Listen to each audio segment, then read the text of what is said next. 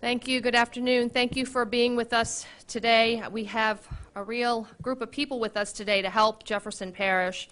Sorry, with the Deaf Action Center, but we're honored to have many other levels of our government who are in the fight with us.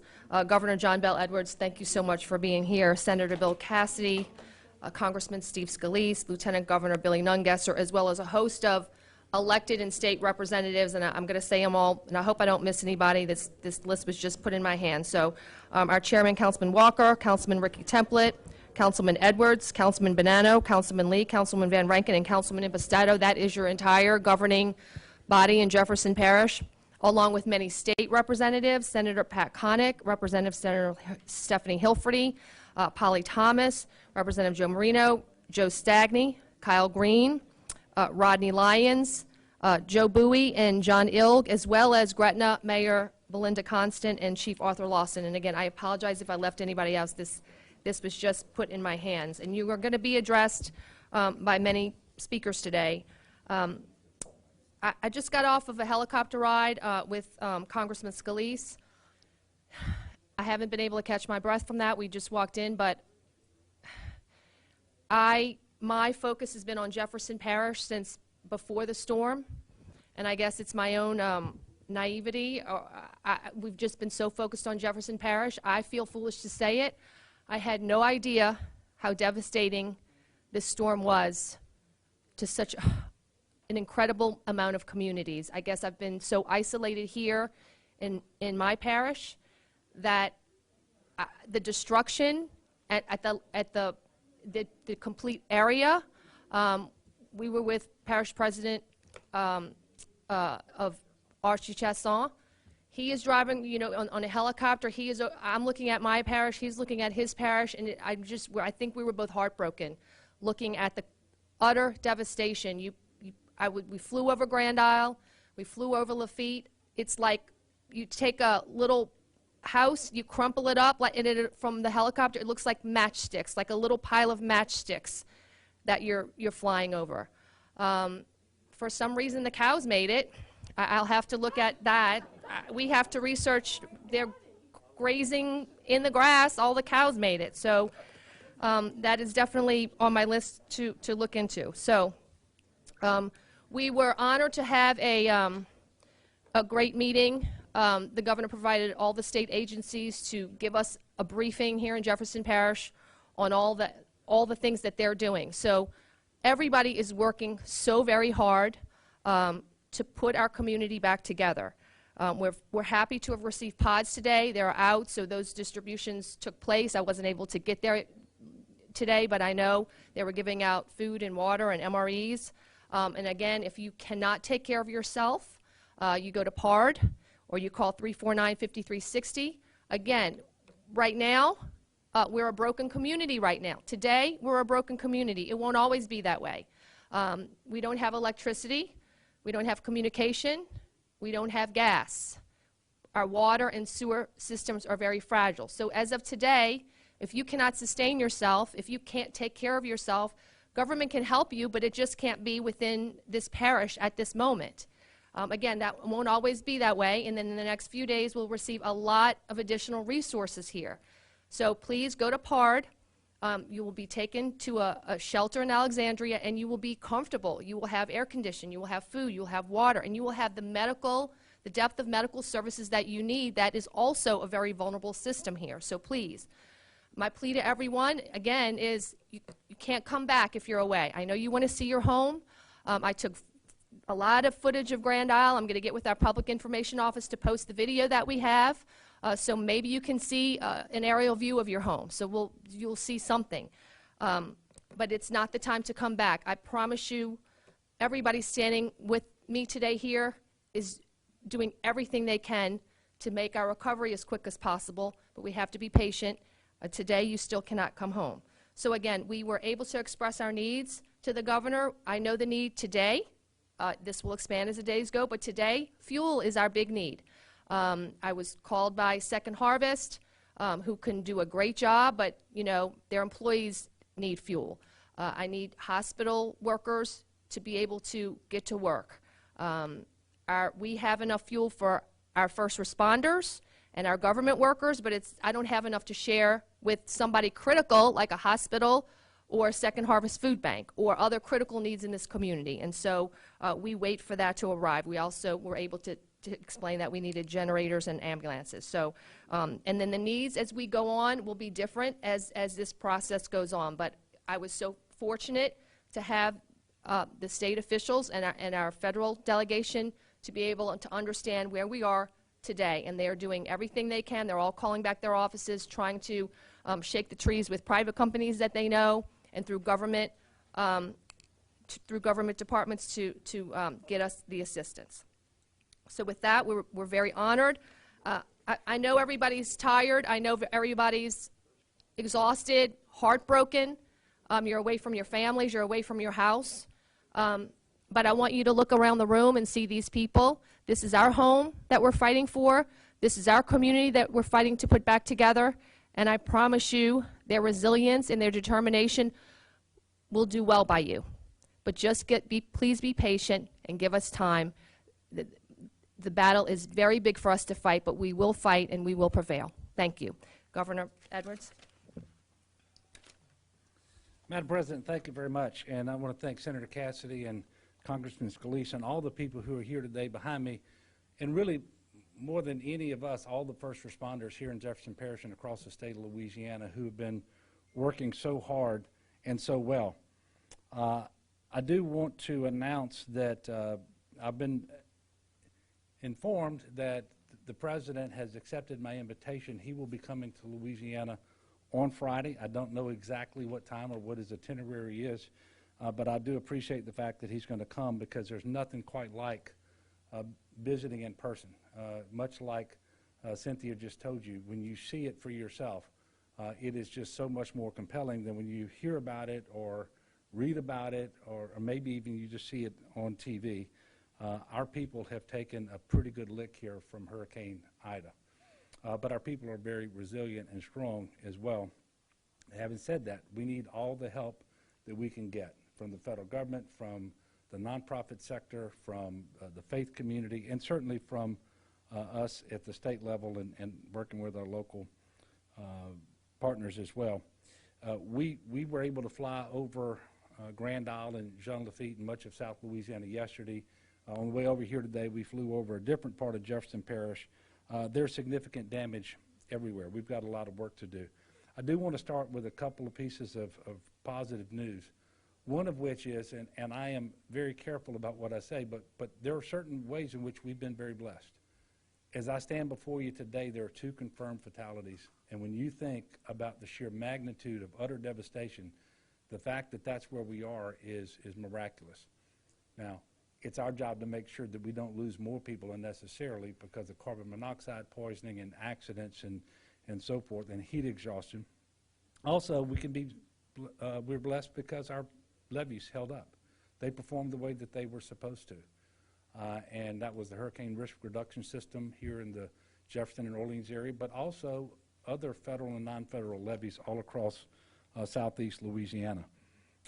That death total would have been much, much higher had that not happened. We've also got a little good news in that the President signed a major federal disaster declaration that I requested, and that means for the first 30 days after landfall, the federal government's cost share will be 100% for Category A, which is debris removal, and Category B, which is emergency protective measures. He also approved individual assistance and public assistance. Now, the public assistance is at 75%. But everybody out there who is a Hurricane Ida survivor needs to apply to FEMA for individual assistance. It doesn't happen automatically. You can apply online at disasterassistance.gov, or you can call 1-800-621-3362. I can tell you that in the last day and a half, they've set records for how many people have applied so quickly, and quite frankly, they've gotten tens of millions of dollars out the door to those families as well. So it's very important that people apply. A little more good news is that there were some areas that actually started to have power restored today, principally in New Orleans with the feed that came in from New Orleans East. Critically important to show some progress there, and I believe that's going to continue to build over the coming days. and it's going to be wonderful when everybody gets their lights back on. We are asking people to try to be patient and understanding, because anytime you have a storm that is this devastating, it will take some time to get all of that infrastructure back up and working. But I believe we're going to see steady progress from this point forward. And I am mindful it's not just a matter of convenience, and it's not just a matter of comfort for air conditioning. It really is about life-saving. We have dozens and dozens of hospitals and nursing homes and other critical facilities right now operating on generator. It is typically only a matter of time before a generator may fail. So we are trying to get backup generators on site that are properly sized to each of those facilities, with the technicians, with all the fuel, trying to move the water where the water needs to be, because you can't run a hospital and so forth without water. A lot of challenges, but we're starting to see the lights come back on in some places. Today, more than 11,000 homes and businesses were restored. Now, we were over 1 million, so I'm very mindful that it's a start, and only a start. In terms of electrical infrastructure, you know, I think you know that we've got transmission lines and distribution lines and substations, and there is tremendous devastation further south in Terrebonne and Lafourche parishes. The co-op Sleeka, they're going to have to rebuild their system. They're saying in their 83-year history, they've never been devastated as they were in this storm. But I can tell you, we've got some good news out there too, as I mentioned, with certain hospitals, including in St. Tammany and New Orleans East, being powered back up. I'm going to announce here the Blue Roof program has commenced, and I want to thank the Corps of Engineers. They will oversee that, and they've been tasked by FEMA to run this program. The Operation Blue Roof program is about getting as many houses into livable condition as possible. So if you sustained a roof damage, we really want you to take advantage of this program. The eligible parishes are those that we know sustained hurricane force winds. So it's not every parish that was approved for individual assistance. And I'm going to read the parishes out right now, and I'm going to try to go slowly. Ascension, Jefferson, Lafourche, Livingston, Orleans, Plaquemines, St. Bernard, St. Charles, St. James, St. John the Baptist, St. Tammany, Tangipahoa, Terrebonne Parish, and I think that's it. And this is a service that is free to the homeowners that qualify. After the blue roof is installed, the structure is declared habitable. Now, what that means is, if your roof is gone, but so is the rest of your house, you're not going to qualify, because when they put the roof on, you need to have a habitable house. But if you have any questions about that, you call the number that I'm about to give you. You apply online, and someone will come out. Storm debris also has to be removed from the roof as well. Residents can sign up for the program at blueroof.us. Blueroof.us, and you're going to have to sign a right of entry form that gives the contractor the authority to come onto your property. You can also sign up by calling toll-free at 888-ROOF-BLUE, and that's ROOFBLU. 1-888-766-3258. So that's how you register for the Blue Roof program. To share with you all a little experience we had with this program last year in southwest Louisiana. After Hurricane Laura, the Corps of Engineers ran this program, put up 13,000 or 14,000 blue roofs. I can tell you that when a few weeks later Delta came in, it was very apparent which homeowners had had their roofs repaired under the Blue Roof program, because those tarps remained in place, and those that had done it themselves. So I'm encouraging homeowners out there to take advantage of this program. We have seen the difference it can make, and we still have a lot of hurricane season left to go. As of this morning, there were 2,591 people being sheltered in 31 shelters across the state. If you are looking for a shelter, if you have any questions, please text LA Shelter to 898-211 or dial 211. There will be some people who are trying to ride it out, and you're going to find that your home is not functioning well. Maybe it was damaged in addition to not having electricity or water, and at some point you may need a shelter. Please, if you need a shelter, call, and we will make sure that we have a place for you. If you are currently evacuated, please do not come back until you know from your parish emergency operations center that it is the time to do so. Really, we cannot sustain people. Stores aren't open, schools aren't open, pharmacies aren't open, our hospitals are very challenged. You don't have electricity, you don't have water. So if you come back, you know, a lot of bad things can happen. So please be patient as best you can.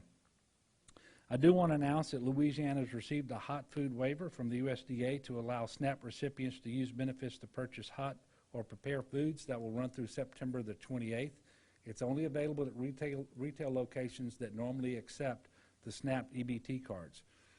So you can't go to a restaurant, but if there's a store out there that actually happens to have hot food and they take normally the SNAP cards, the EBT cards, you can use it. If you've got if you want DSNAP updates, you can text LADSNAP to 898-211. As I mentioned before, only 2 storm-related deaths thus far. I do expect that number will rise because coroners will attribute deaths to the storm that happen after the storm so long as they're connected in some way. There are currently 212 water outages that are impacting more than 600,000 people. This is what the President was talking about. There are also 95 boil advisories that impact over 400,000 people in Louisiana. Generator safety, please keep your generators 20 feet away from your homes in a well-ventilated area, not in your home, not in a crawl space, not in a garage, not under a window or a vent. And please cool them off for 20 minutes before you refuel them. I can tell you that the Department of Transportation has used their buses to transport more than 1,200 people throughout the event, and they're going to stay on place. They've got more than 200 buses and paratransit vehicles. There remain 73 weather-related closures across the state. So the point here is, while the interstates are open and the major U.S. highways are open, once you get off of those, there are a lot of road closures. Please go to 511la.org before you leave your house to make sure you can get where you're going. Bridge inspections have begun, but understand that there are more than 1,500 bridges just in the North Shore and New Orleans, greater New Orleans areas. They all have to be inspected. The CPRA is conducting dewatering operations in Lafourche, Plaquemines, St. Bernard, St. Charles. They're starting in Jefferson. I think the Corps of Engineers, General Spellman went down today with Chip Klein of the CPRA looking to start dewatering efforts in the Jean Lafitte area. But it's also happening in St. John the Baptist. And if you've seen Laplace, you can just see it from the interstate. You know that the water is a real problem there. They are still doing inspections, the CPRA, on the hurricane risk reduction system and all the other levees to make sure that any damage gets repaired because we are still in hurricane season. I want you to know the entirety of the Louisiana National Guard is activated, 5,659 guardsmen in support of current operations. They actually conducted 17 points of distribution, so this is a distribution of commodities, things like water and tarps and MREs. They did those in Lafourche and Tangipahoa and St. James, Orleans, St. John, St. Charles, Plaquemines, and here in Jefferson Parish today. And there will be more pods open tomorrow than today. All total, and these are just the state agencies, and this is a very small number of the total who've been rescued. But state agencies have rescued a total of 636 people and 73 pets. I want you to know we have 21 search and rescue teams from about 17 different states on hand in Louisiana right now. And I thank all the governors of those other states, because it's not just those rescue teams, it's National Guardsmen. We have state troopers coming in from other states to assist in law enforcement. We have sheriff's deputies coming in from other states. And the truth is, just like we all work so hard together here, that happens all across the country as well. So we appreciate that. To talk about something that is obviously difficult at a time like this, it further complicates all of our efforts. We did start reporting our COVID numbers again today. And since the last time they were reported 4 days ago, there have been 12,380 new cases. And with many, many testing sites down, we know that the number is much higher than that. Over the last 4 days, 223 additional people have died. That brings us to 12,582. There are 2,447 hospitalized across the state, and 446 of those are on ventilators. And I want you to think about that, because many of them are in this region operating on generator power. Now, I'm very thankful that there's 2,447 today, because there were well over 3,000 just a couple of weeks ago. I will tell you the mask mandate worked, because the percent positivity started going down 2 weeks after we reimposed it, and so did our cases, and so did our hospitalizations. Not our deaths yet, because those are always a lagging indicator. It's a very difficult time. Did sign a new public health emergency order today that will extend the mask mandate till September the 29th. State offices will be closed in a number of parishes, and I hate to say this, but they've asked me to give those out. And these parishes are going to be closed through the remainder of the week, right? All right, so it will be Tuesday after Labor Day when some of these will go back to work. But they are Ascension, Assumption, East Baton Rouge, East Feliciana, Iberville, Jefferson, Lafourche, Livingston, Orleans, Plaquemines, St. Bernard, St. Charles, St. Helena, St. James, St. John the Baptist, St. Tammany, Tangipahoa, Terrebonne, Washington, and West Feliciana. Finally, and then I'm going to ask Senator Cassidy and then Congressman Scalise to come up. The fuel problem is very significant. We understand the challenges associated with that. It's impacting all of our recovery efforts. We have had as many as 8 refineries down. That was as of yesterday. I think 1 or 2 of those may have come back up, but it is a significant problem because the fuel just isn't available to us the way we would want it to be. We are working with our federal partners, with the business community, with Louisiana Mid-Continent Oil and Gas Association, you name it, to try to identify bulk fuel that can be brought in. We did have a little win today. We got a waiver approved upon our request by the IRS, so we're going to be able to use off-road or the red dye diesel in the parishes of southeast Louisiana only for 15 days, and we're looking to try to make that available, but again, that's only diesel. So I'm gonna yield the podium now to Senator Cassidy, and then there'll be some questions at the end of the press conference. Thank you. Thank you, Governor, and thank you, Madam Parish President. Let me echo a little bit what was said. When Steve Scalise and the Parish President speak about flying over, the devastation is incredible. I did it the other day, East St. John, Fouchon, the Bayou area, and on through here. But also to echo what the Governor said, it gives you a different perspective to be on the ground. I was earlier today on Lafitte, and just the devastation in Lafitte.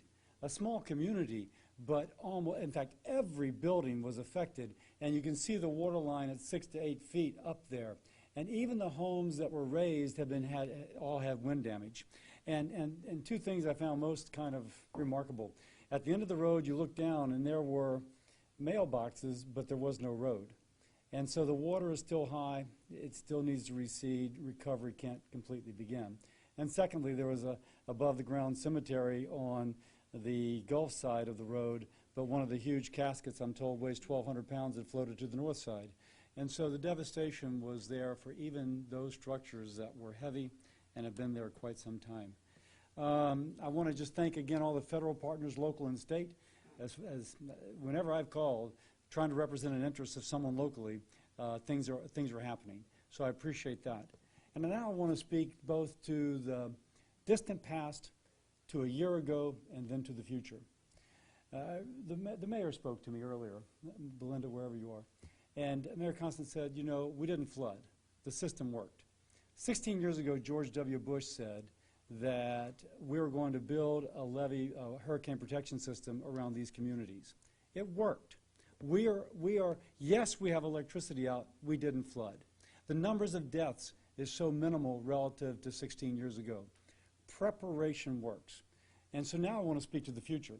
I've been advocating for an infrastructure bill that's passed the Senate that would actually have things such as hardening the grid for natural disasters, coastal restoration, prioritizing states which have had natural disasters hit their shoreline in the last 6 years, prioritizing for flood mitigation those communities which have recently flooded. Internet, $65 billion for internet so that all Americans have access to high-speed internet. And I mention that in this context because I've learned on a federal, state, and local level, we are communicating with constituents via social media as to how to mitigate your risk of harm. Congressman Scalise had a good comment, if I can steal your thunder, Steve. Maybe we need to take those power lines from being overhead and burying them. Well, if that's what hardening the grid would be about, then there will be dollars to harden those grids. So as I speak to the future, I'd like to hope that, God forbid, there be another major hurricane 16 years from now, we can say both that the levee's held and that we still have power. But if that's to be the case, it means that we do the preparation now, just like 16 years ago, George W. Bush committed that we would have this levee system now. And one more thing, for the people in Southwest Louisiana, you are not forgotten. We are aware that the Community Development Block Grant Disaster Relief that you're hoping for and counting on has not yet come through. And so in the midst of this, one, you're not forgotten. We continue to raise that with the administration.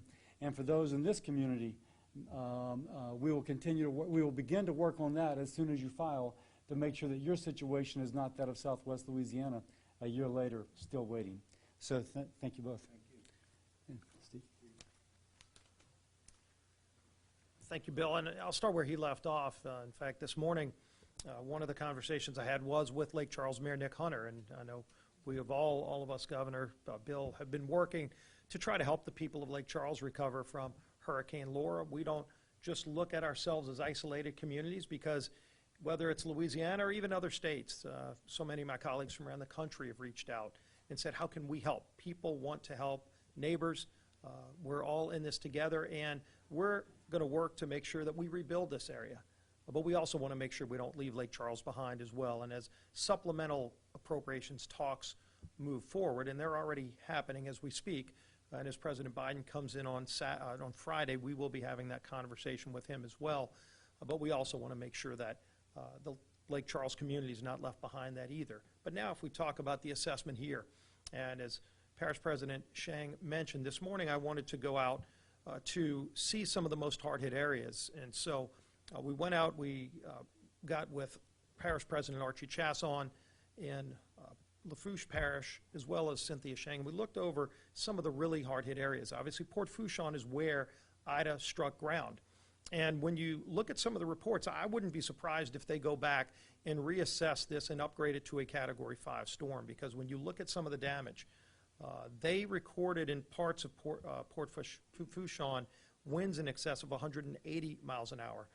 So when you look at that devastation, and it's massive devastation, when you see major marine vessels picked up and moved, dry docks picked up and moved, it tells you just what kind of strong winds hit for sustained hours at a time to do so much damage.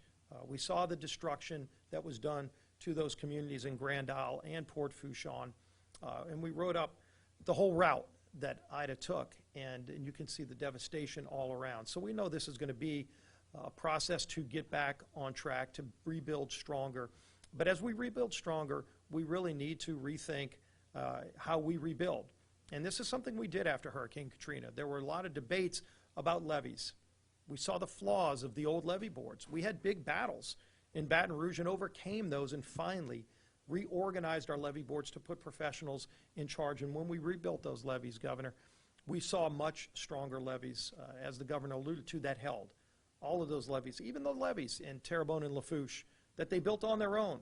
They're not yet Corps certified. We're trying to get Morganza to the Gulf. But they built their own levees, and those levees held even in these highly destructive winds of Hurricane Ida. And so because we rethought how to do it better, not just rebuilding what we had, not rebuilding what broke, but rebuilding better so it doesn't break again, and those levees didn't break.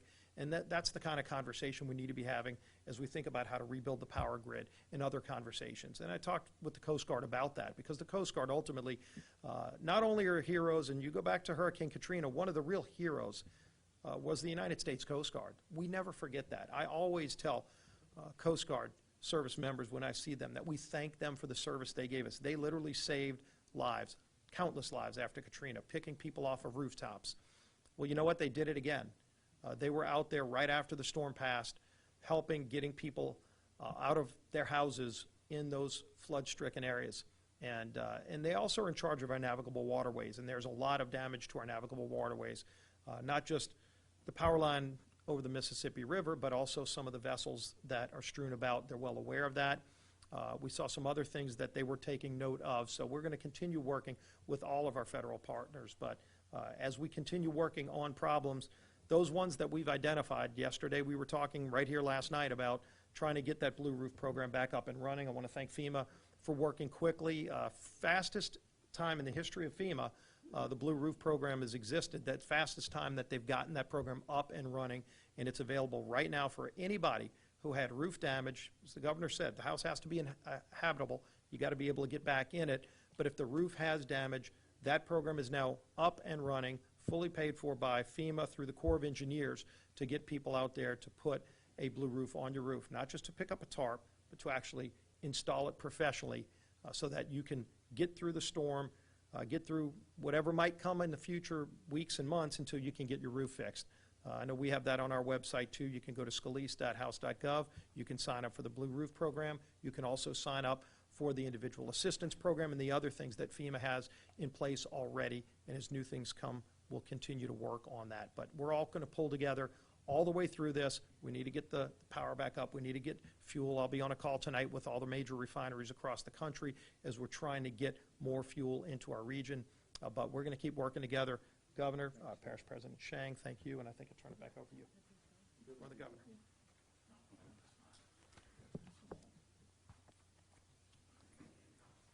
I knew you'd be first.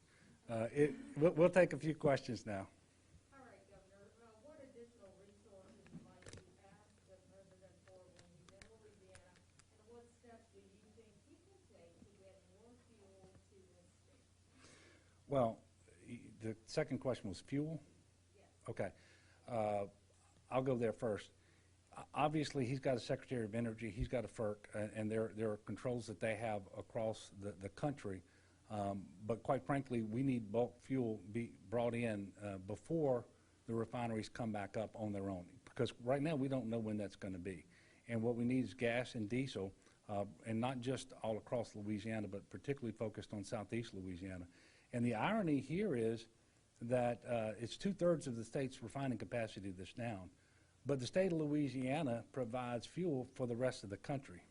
And now we need the rest of the country to give up a little bit of their fuel to come back to Louisiana so we can deal with this hurricane and get our recovery started the way that it should. And he certainly has the ability, not only through the Department of Energy and the federal agencies, but he too, much like Congressman Scalise was mentioning, he can pick up the phone and he can call and make sure that the private sector companies that can help as well. And the first question is, what will we be asking the President for? Well, there'll be a long list, but chief among them will be making sure that we have a permanent housing program that we can start as soon as possible for southeast Louisiana. And obviously we want to start one for southwest Louisiana. We don't have that appropriation either.